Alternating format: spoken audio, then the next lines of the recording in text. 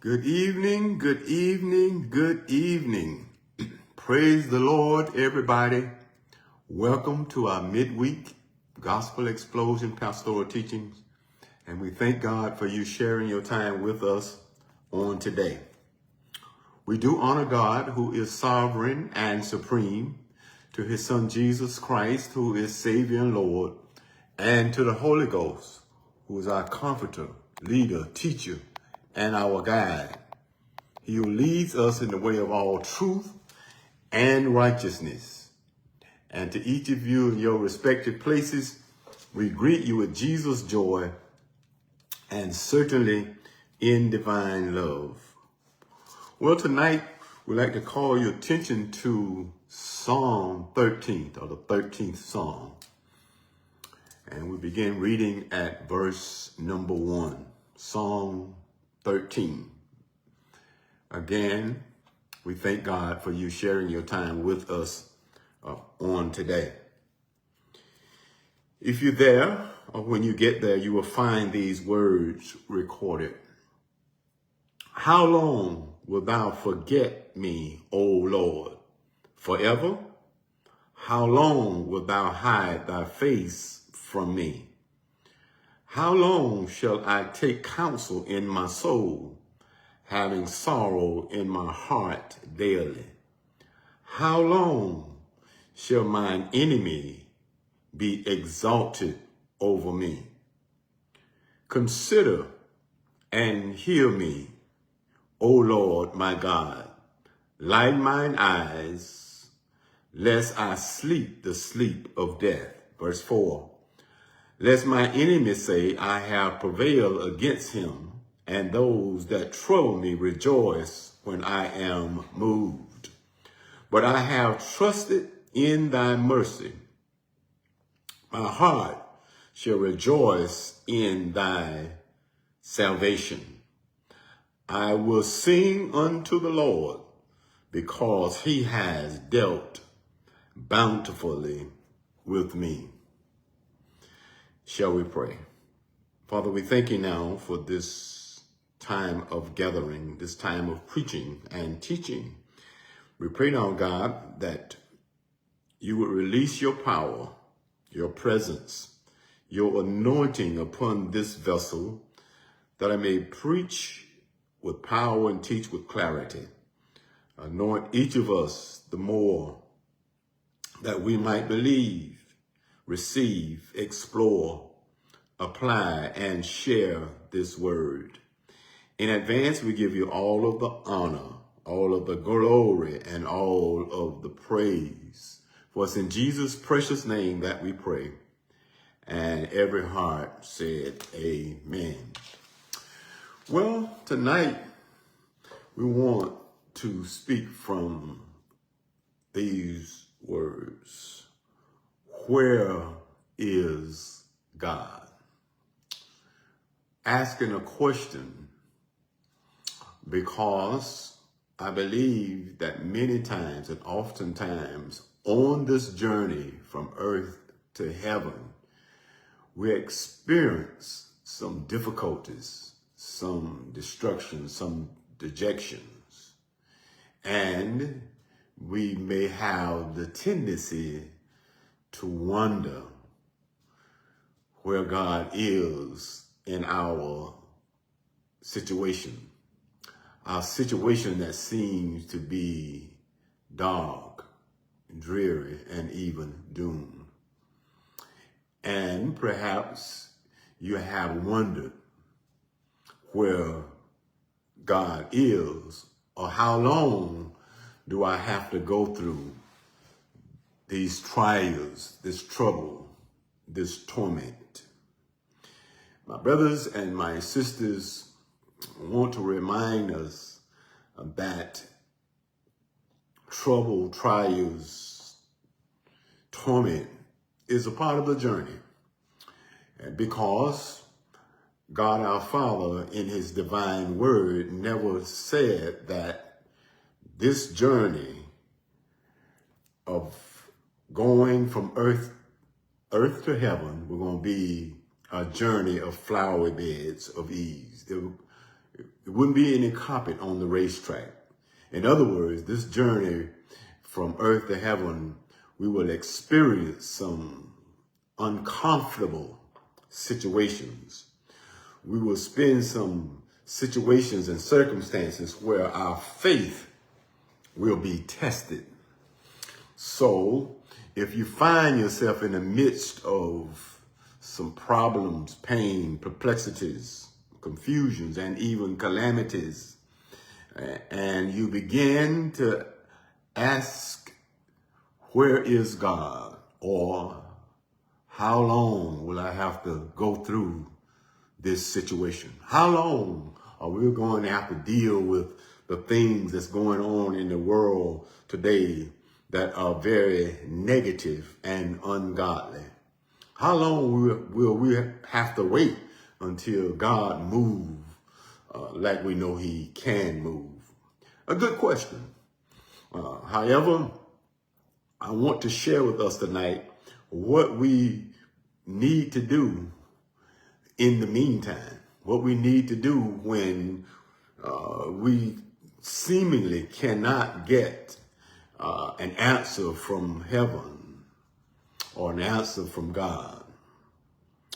So as we look at the text tonight, David, y'all know him.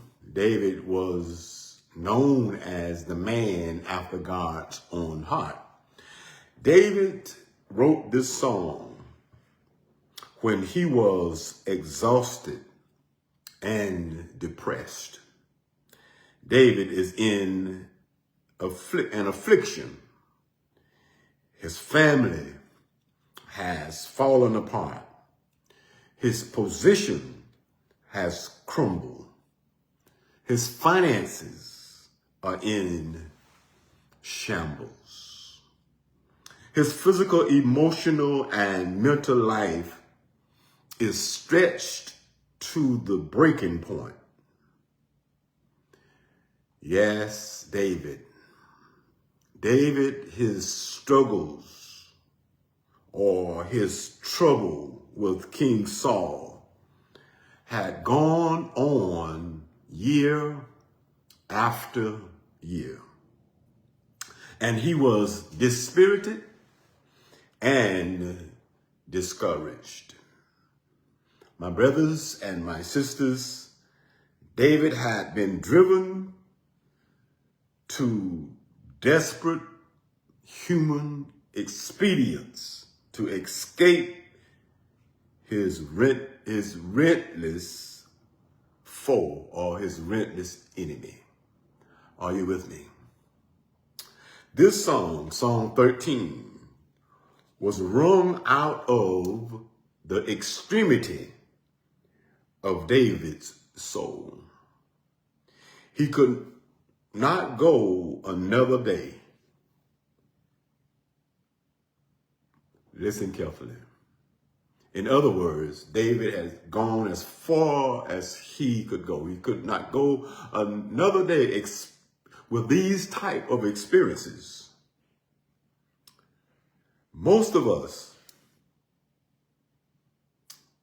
have been right there at some time or another, that we have thrown up our hands and said, it's enough. Or we have said, God, where are you? Or we have said, how long will I have to go through what I'm going through?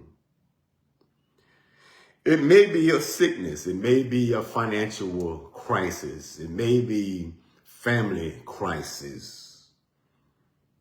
But many of us have gone through something in our lives where we wondered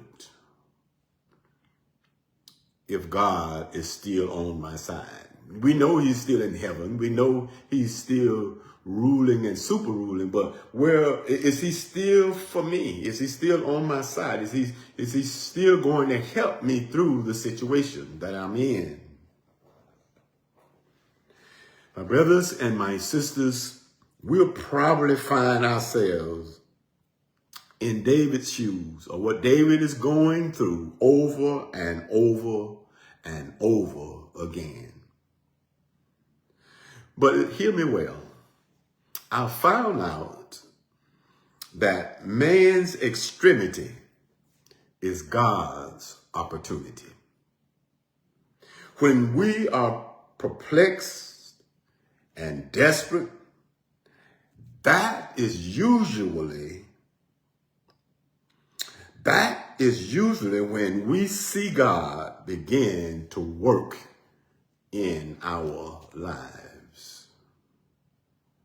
But before he does anything, watch this, before God does anything about our situation, he wants to do something about ourselves. You see, we want God to deal with our complications. He wants to develop our character.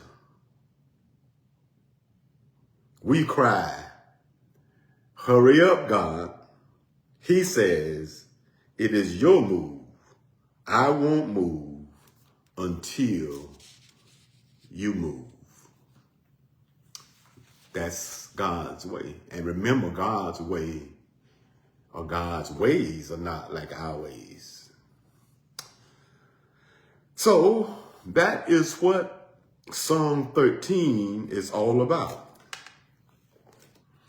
And as I examine this psalm, I discovered that David was in the midst of pain and problems, bad situation and circumstances, in the midst of spiritual frustration and distress.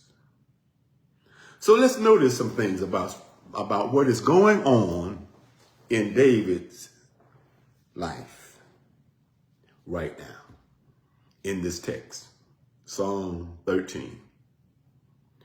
First of all, I want us to notice David's pain, David's grief, David's sorrow. Here it is. Look at verse 1 and verse 2. David started this song off by asking questions. He said, how long wilt thou forget me, O Lord? Forever? How long wilt thou hide thy face from me?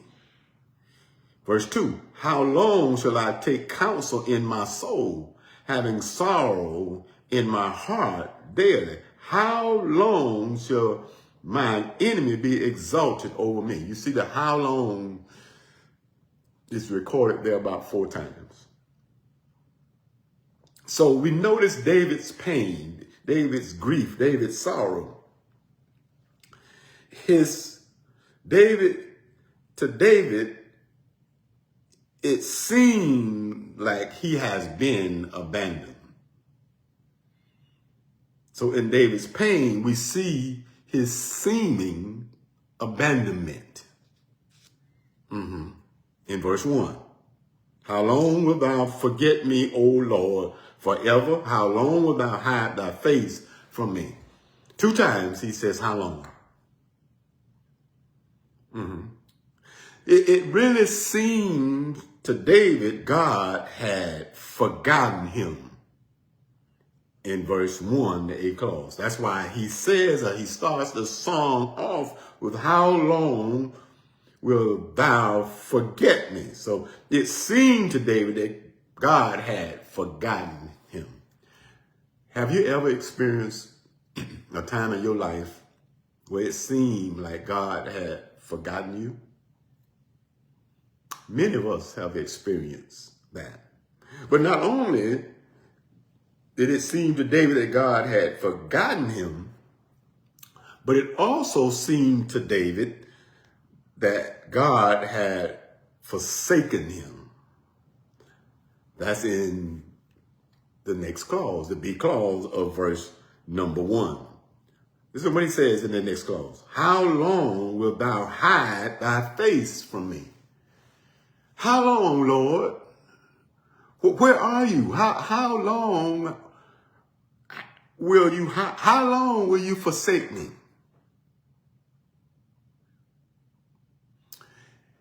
My brothers and my sisters, what David had to realize, and we must realize as well, that God is never in a hurry. God don't use a time clock, but guess what? He's always on time. The old song of the church, the old hymn of the church is that he is a God that you can't hurry, but he'll be there. Don't you worry. So David in his pain, it seemed like he had been abandoned. It seemed to David that God had forgotten him and God had also forsaken him. The next thing I want you to notice about David's pain, just notice his seeming abandonment. Also, I want you to notice his sorrowful abasement. Where is that? Well, let's go to verse 2. He started that verse off with the same thing he started verse 1 off with. How long shall I take counsel in my soul, having sorrow in my heart daily? How long shall my enemy be exalted over me, Lord? His sorrowful abasement.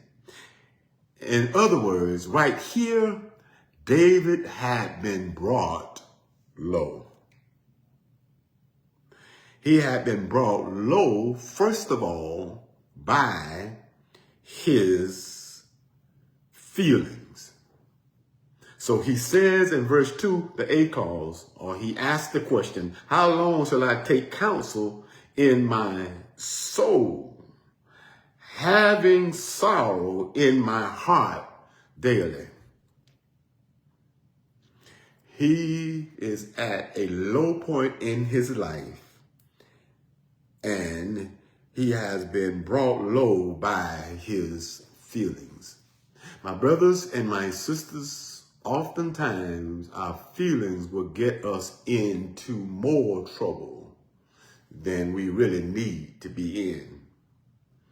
So because of David's feelings, he has been brought low. He is at the basement of his life.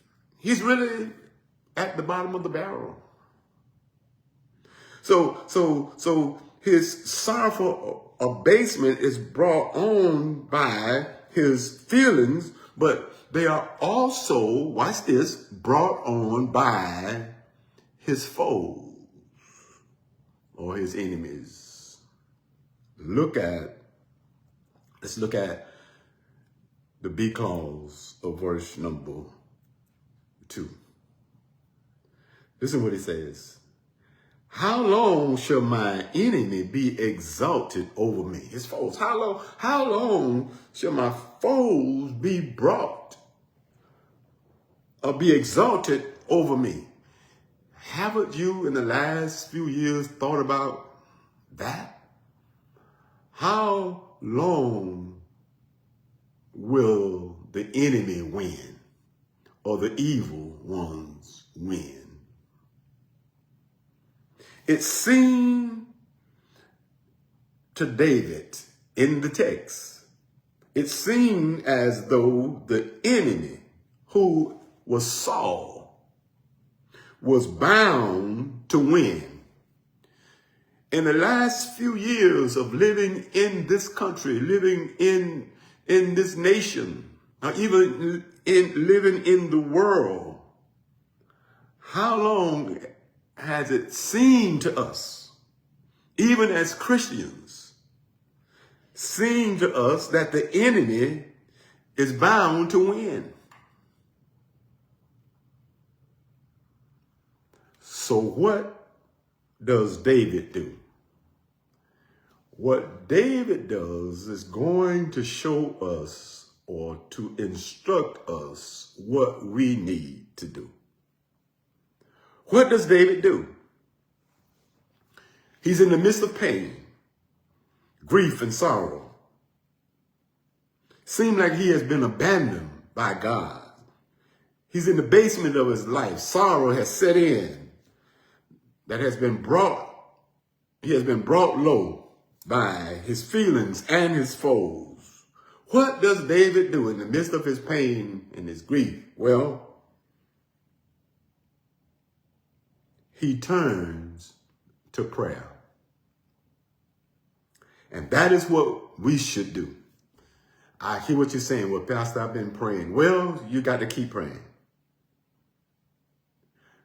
The effective, fervent prayer of the righteous availeth much. That's Bible teaching. And man must always pray and not faint. So David turns to prayer, and that's what we need. If we hadn't, we need to turn to it. And if we have been praying, we got to keep praying. So now we move from focusing on David's pain to David's prayer. Let's look at verse 3 and 4. Listen what it says. Here's his prayer. Consider and hear me, O Lord my God. Light mine eyes, lest I sleep the sleep of death. Let my enemies say, I have prevailed against him, and those that trouble me rejoice when I am moved. Wow. So in David's prayer, what is David really doing? Well, he tells the Lord that he is overwhelmed by his emotion. Verse 3. Let's look at it again. Listen what it says. Consider and hear me, O Lord, my God. Light mine eyes, lest I sleep the sleep of death. David was actually, literally worn out with his long, drawn out emotional game, or his emotional drain, that he was so worn out by his long, drawn out emotional drain that he was afraid it would bring him to an early grave. That's what he says. In verse 3, you see it? I sleep the sleep of death in verse 3, the last clause.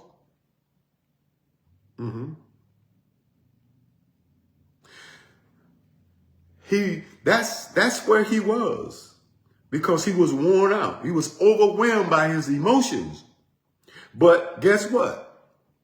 He didn't wallow in his emotions. He nailed his emotions to the word of God.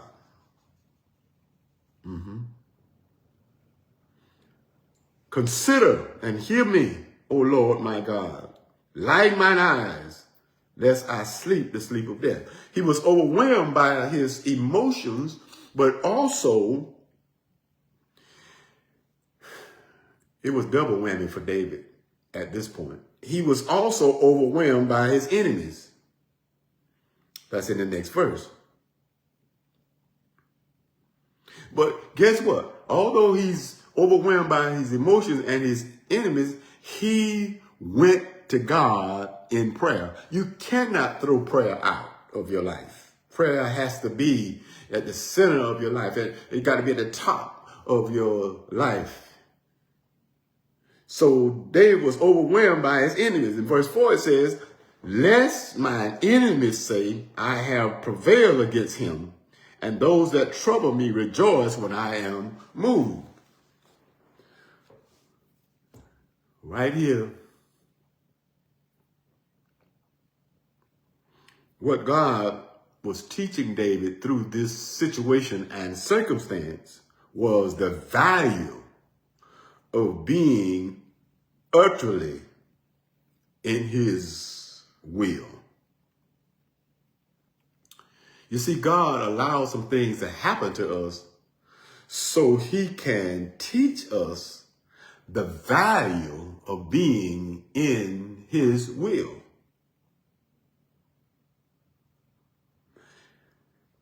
Then the moves, even when they look like losses, would be eternal and glorious gains. When we are in the will of God, regardless of what it looked like, regardless if we are overwhelmed by our enemies or overwhelmed by our emotions, when it looks like we are losing, we would be really gaining. Listen carefully. So, David moved from pain to prayer, and then he moved to praise.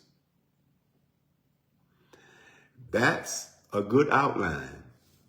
That is something good to follow, good instructions, good information for us, especially in this present age. Yes, we're going to have some pain, but when we have the pain, then we must move from pain to prayer and from prayer to praise. Let's look at the next two verses, or the last two verses. David said, or he says, but I have trusted in thy mercy. My heart shall rejoice in thy salvation.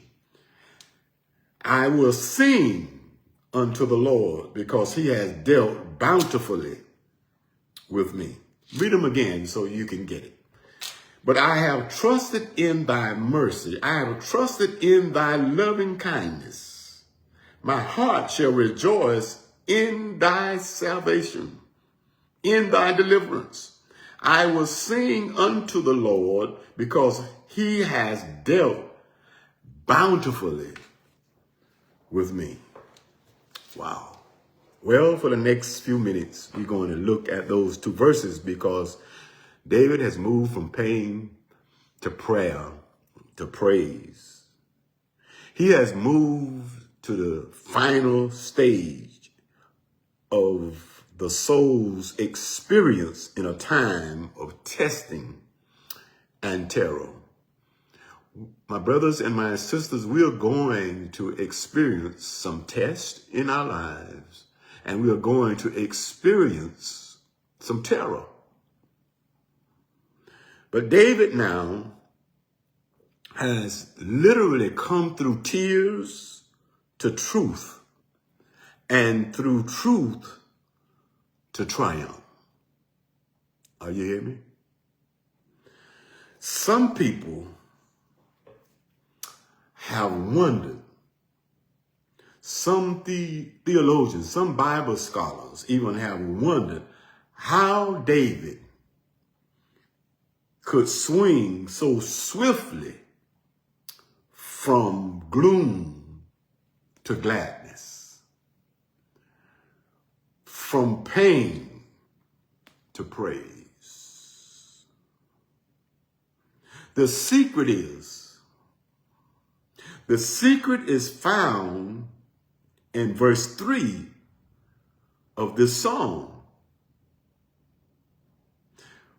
When he get his eyes firmly fixed on the promise and power of the Lord, his God. Let's go back to verse 3. David said in verse 3, consider and hear me, O Lord, my God. When he got his eyes firmly fixed on God, who has and who holds the promise and the power, when David fixed on the promise and the power of his God, then that's when and that's why David could move swiftly.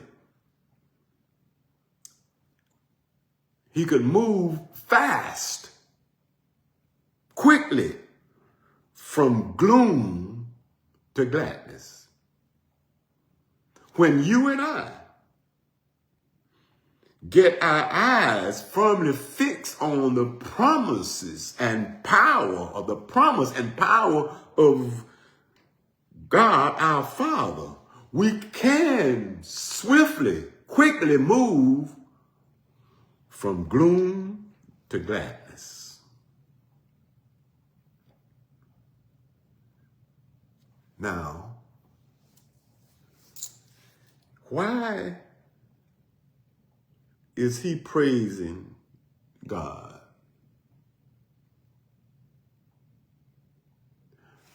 Well, good question. I'm glad you asked. Because he's still running from literally Saul. So he's praising now because of God's salvation. He's praising God now because of God's deliverance. In verse 5, that's what he says.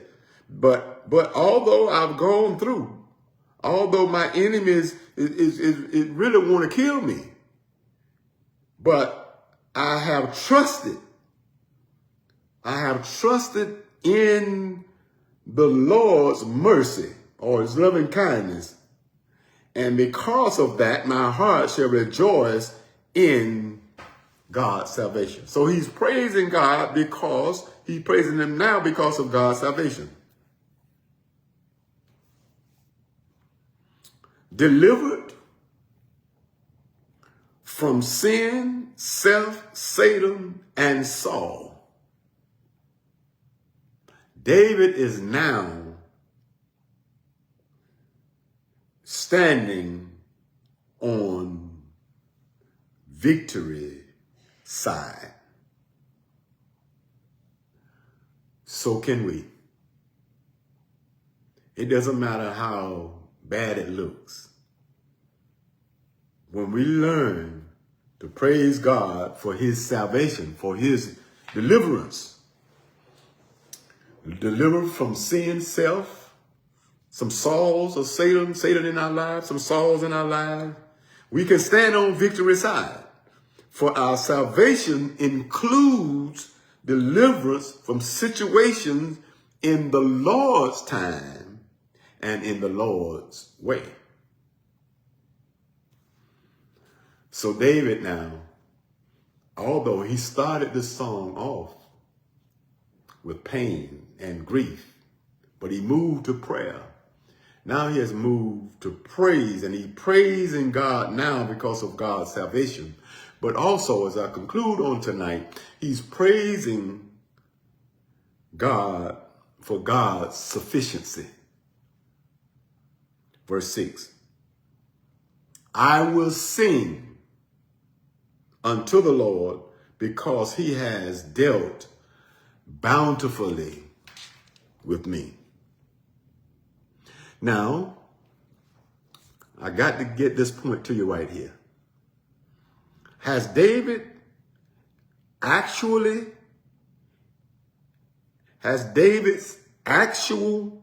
immediate circumstances changed right now where he is? Has Saul called off the bloodhounds? Is Saul dead? Has David received some physical help? The answer to all of those questions is no. David's situation hadn't really changed. He's still in a bad situation in a sense. Presently, Saul hadn't called off the bloodhounds. Saul is not dead. David didn't receive any physical help.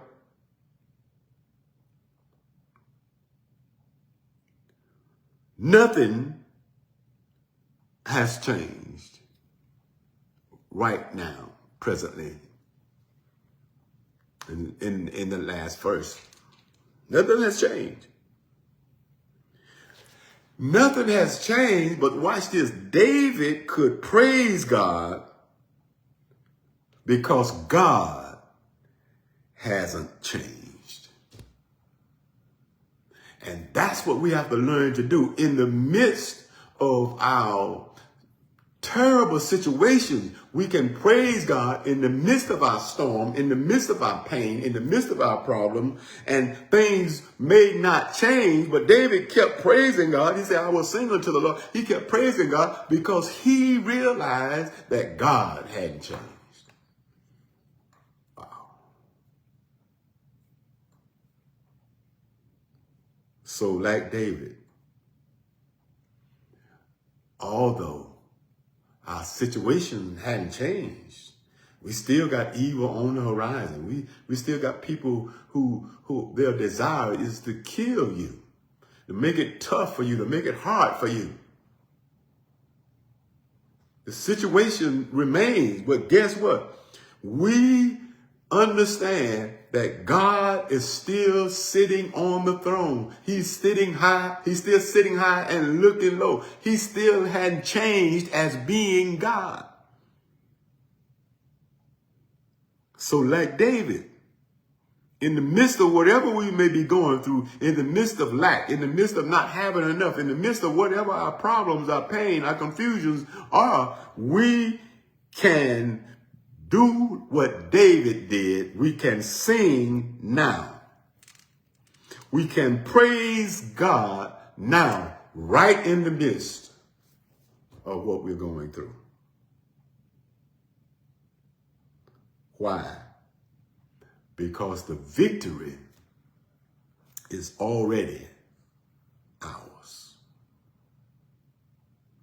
You can shout now. Don't wait until the battle is over. Shout in the midst of the battle.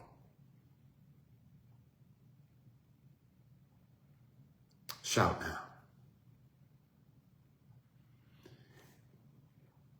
And when you do that, when you understand that you can praise God out of a bad situation, like David did, then you wouldn't get confused and get tied up with the thought or ask the question, where is God? He's at the same place he was when his son Jesus Christ was dying on the cross. He's in the same place he was, same place he will be forever. So we don't have to wonder, where is God? We don't have to focus on that. We don't have to focus on how long am I going to go through what I'm going through. We understand that if we suffer with him, we suffer with Christ, we will reign with Christ. So the suffering is part of the journey. But we can shout now because we know we have the victory through our Lord and Savior, Jesus Christ. No weapon formed against us shall prosper. They're going to be formed, they're going to form against us, but they shall not prosper. And I'm going to praise my way through. I'm going to shout my troubles over because of the bountiful blessings that God has for me. I know where he is. And those of us who are saved and sanctified, been saved by the shed blood of Jesus Christ, we know where he is. He is within us. Greater is he that is in me than he that is in the world. He is living our lives through us. He's within us in the personality of the Holy Spirit. Shall we pray? Father, we thank you now for this moment. Thank you for the word tonight, reminding us of what to do when we're in a precarious predicament. What we should do when we're in a bad situation. It's seeming like there's no way out. There's no light at the end of the tunnel. Thank you for reminding us that even though we suffer through pain, we must remember to pray and to praise you, from whom all blessings flow. We pray now, God, that you will let this word tonight sink deeply into our hearts, our minds, and our spirits, so that we can become better Christians, better disciples, better ambassadors of yours as we carry out the assignments that you have given us individually and collectively. We thank you, God, for being who you are. We thank you for blessing us and bringing us. We thank you for what you have done in our past, what you are doing right now, and we will thank you for what you're going to do. Pray for those who may be sick and shut in on tonight, who may be suffering from a malady, a sickness, or disease. We realize that you are a doctor. Never lost a patient. So we pray for healing for those who are sick. We pray for strength for those who have become weak. We pray for the backslider who walked away from your presence. We pray that they will return to a God who loves them in spite of them. We pray for the unsaved, the ungodly. We pray that they will make a decision to allow Jesus the Christ to come into their hearts and make them a new creature, a new creation. We pray for the church to call out ones, the ecclesia, the body of Christ, that we would hold our light high, let our light shine, so those who may be in the valley of their lives will see our light and they'll find their way home to a God who loves them. We thank you, Lord, for all that you have done and all that you will do and all that you are doing. If you're watching tonight and you are not saved, we want to take a moment before we conclude. If you're not saved, we want to focus on you right now, because in order to live a bountiful life or abundant life, then you must receive the gift that God gave to the world so that the world might be saved. And that is the gift of Jesus Christ.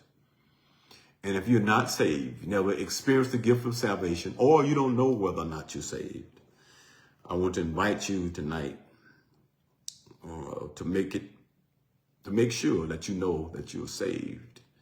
And if you are watching or listening, if you pray this prayer with me, or literally just repeat after me, Lord God, I'm a sinner.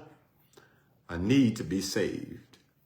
I believe that Jesus Christ is your son. He died for my sins, and you raised him for my redemption.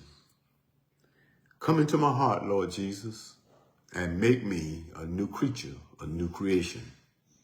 I receive you as Lord and Savior of my life.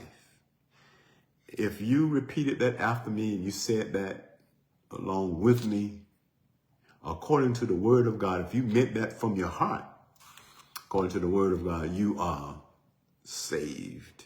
That's your first step. That's your big step, but there are other steps. And I want to encourage you, if you have made that decision tonight to receive the Lord Jesus Christ as your personal Savior, you're either receiving him or rejecting him. So if you hadn't received him, that means you have rejected him. So if you received him on tonight, then I want to encourage you to connect with the Bible-believing, Bible-teaching church so you can know what your next steps are and you can grow in Christ.